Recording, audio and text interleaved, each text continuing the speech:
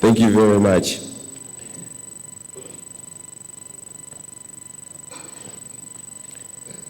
Let me recognize the presence of the Secretary for Irrigation, PS Engineer Geoffrey Mamba, and all the government officials that are present this morning. The Commissioners, Management and Staff of National Planning Commission, the Board Management and Staff of MAPCC Institute, the UN Country Rep, and all development partners, international delegates that are attending the AFAS conference. We were together yesterday. 15 countries showed up last minute just to give support to the Malawian participants in the conference that is happening at Crossroads Hotel. And that you are here today, I would also like to welcome you once again and thank you for the support you are giving us. Just for your information, next year we'll be hosting a very big function. Malawi has been given that opportunity. It's in the month of April. So make sure you mark your calendars to join our friends from all across the world who will be here to talk about extension services as well as advisory services to help us to improve our agriculture sector. So once again, you're most welcome.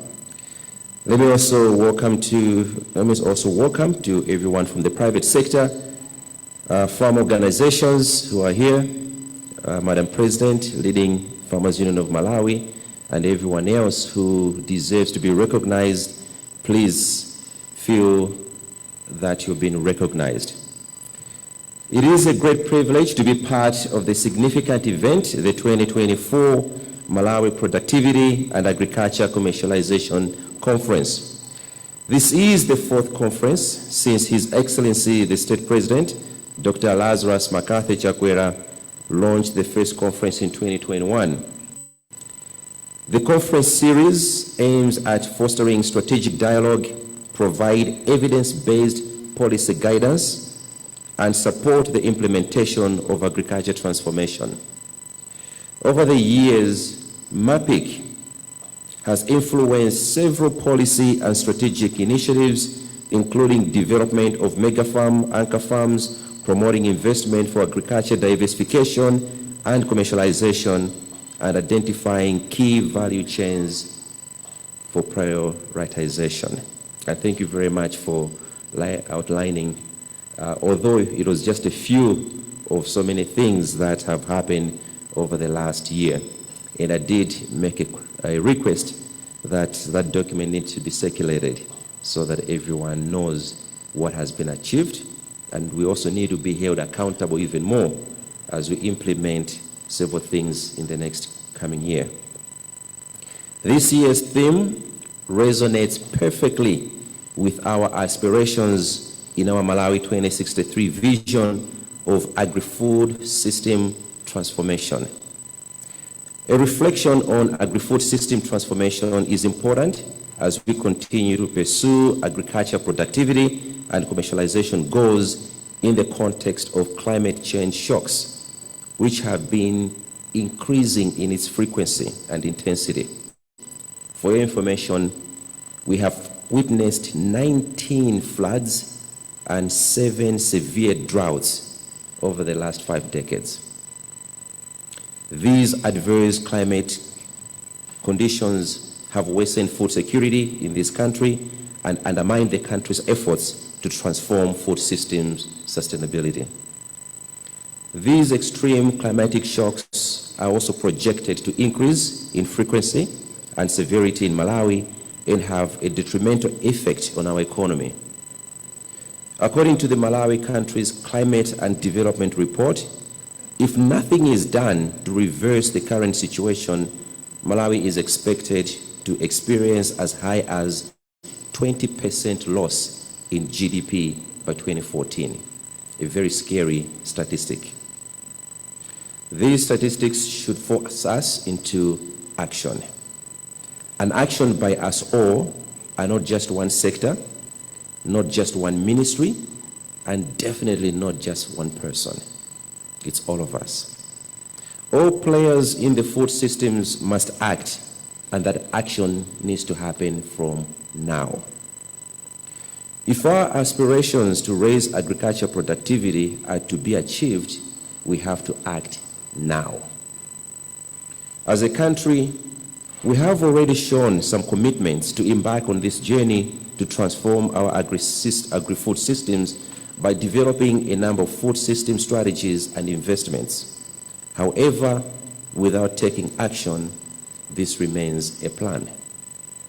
But I need to assure you, as the Ministry of Agriculture, we will continue to listen, we will continue to work with all of you, we will continue to implement recommendations that you give us, because that is our mandate, that is our goal.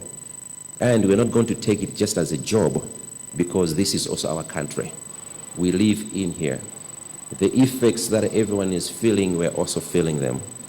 But we have responsibility to be in the forefront of taking action that will transform the economy of this country, but also the livelihood of people in the village.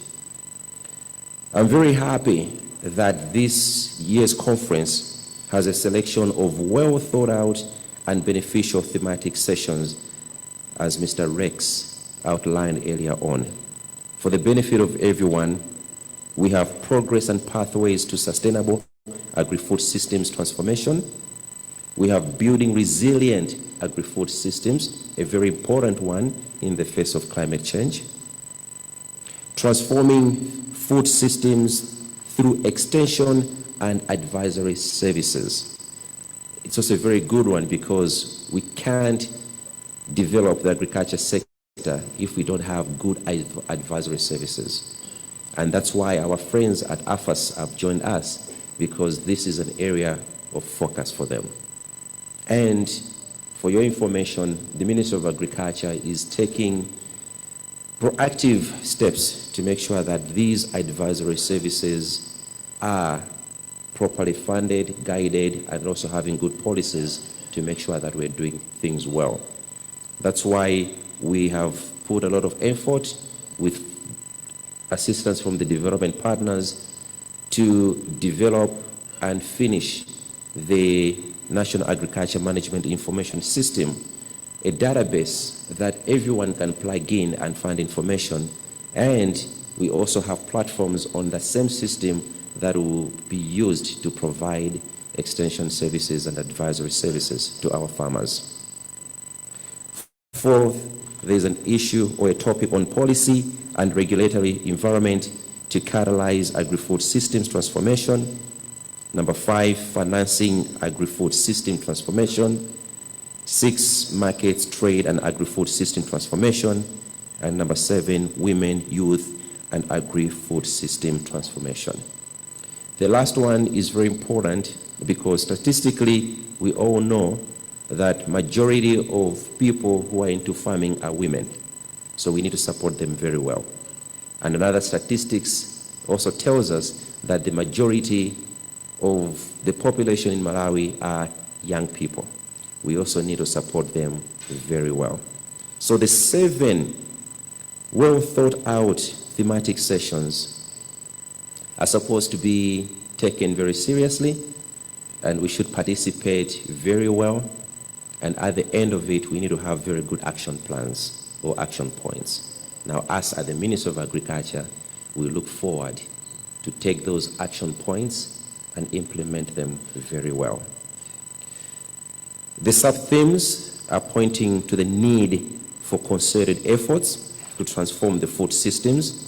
Therefore, I highly expect that those sessions will not just be for this conference, but will ultimately translate into tangible actions on the ground through actual implementation. And please continue to hold us accountable, National Planning Commission. Please always knock on our doors and tell us if we are on track or not. We should not wait for next year's conference for us to be told if we are on track or not. But let's do this like you always do, to tell us if we're doing things well or not. All of us, we want to achieve Malawi's Vision 2063's objectives, and we need to make sure that we are all working together. The MAPCC, this conference, provides an excellent platform for collaboration with all key players in the agriculture transformation space. Let us leverage this unique opportunity to advance the Malawi's 2063 agenda. So I welcome all of you and wish you all the best in the next 2 days as we look forward to what we're supposed to do in the next 1 year. With these remarks, I now declare the 2024 MAPCC officially opened. May the Lord bless you all. Thank you so much.